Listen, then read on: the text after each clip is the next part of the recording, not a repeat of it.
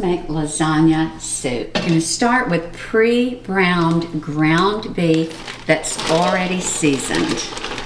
And now I'm going to add a little Italian seasoning to the meat. Then a can of diced tomatoes with Italian seasoning, Rayo's homemade pizza sauce, ricotta cheese, shredded mozzarella, shredded parmesan, tomato paste, chopped basil, beef bone broth.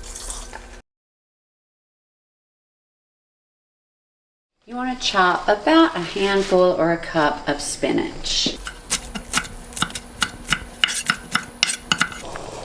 Add chopped spinach and you stir it in and it'll immediately wilt.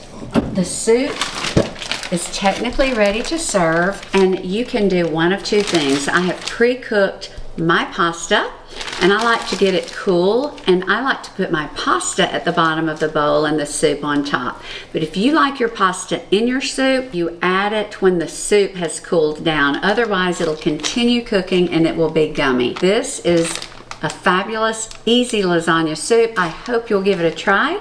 Thank you for watching, and you have a fabulous day.